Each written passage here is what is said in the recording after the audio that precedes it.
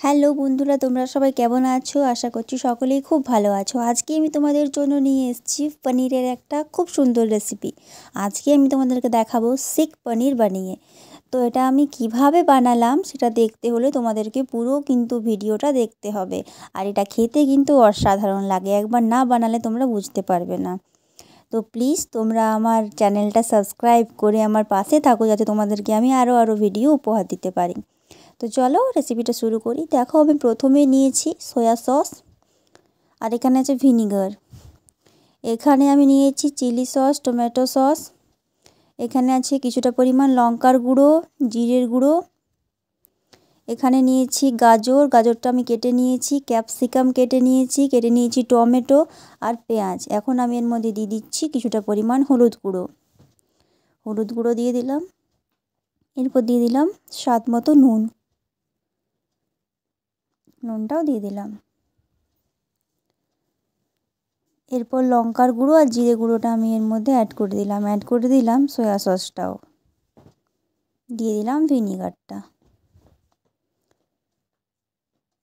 এরপর এগুলোকে আমি ভালো করে মাখাবো। তো দেখো, তার আগে দিয়ে দিলাম আদা রসুন আর পেঁয়াজ বাটা। এরপর আমি এগুলোকে খুব ভালোভাবে হাত দিয়ে মাখিয়ে নেব, যাতে সব মশলাটা এর মধ্যে চলে যায়।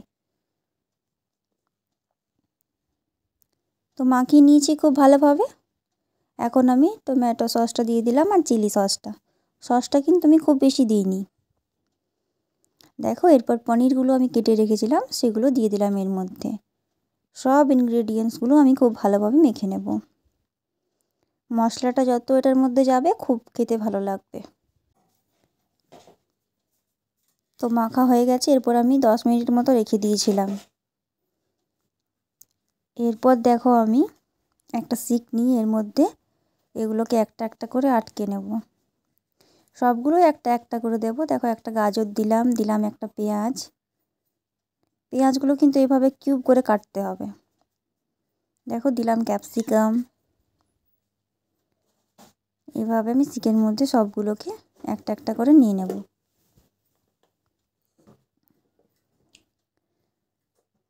তো দেখো, শিকগুলো আমি তৈরি করে নিয়েছি, একদম রেডি হয়ে গেছে আমাদের শিকগুলো। দেখতে কেমন হয়েছে তোমরা অবশ্যই কমেন্টসের মাধ্যমে জানিও। দেখো, দেখতে কত সুন্দর লাগছে। এরপর আমি বাকি কাজটা শুরু করব। দেখো, এখানে বসিয়ে দিয়েছি তাওয়ার মধ্যে দিয়ে দিলাম একটুখানি তেল। এরপর যে শিকটা আমি বানিয়েছিলাম সেই শিকগুলো একটা একটা করে এর মধ্যে দিয়ে দেব। তো সবগুলো দিয়ে দিলাম। এগুলো কিন্তু লো ফ্লেমে ভাজতে হবে। তো দেখো, এটা ভাজা চলছে। এইভাবে কিন্তু বারবার উল্টে পাল্টে ভেজে নিতে হবে। ভাজা হয়ে গেছে। এরপর আমি এটাকে হালকা পুড়িয়ে নিচ্ছি। তো এইভাবে করে নিতে হবে, একদম হালকা করে কিন্তু।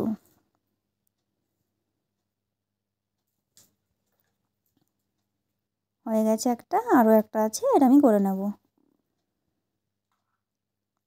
তো ব্যাস, দেখো বন্ধুরা, তৈরি হয়ে গেছে আমাদের আজকের রেসিপি শিক পনির। দেখো, একদম এরকম রাখতে হবে, খুব বেশি পোড়ানো কিন্তু চলবে না।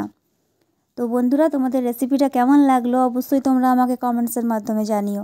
আর বাড়িতেই রেসিপিটা অবশ্যই একবার ট্রাই করো। আশা করছি সকলেই খুবই পছন্দ করবে। এটা খেতে কিন্তু অসাধারণ লাগে।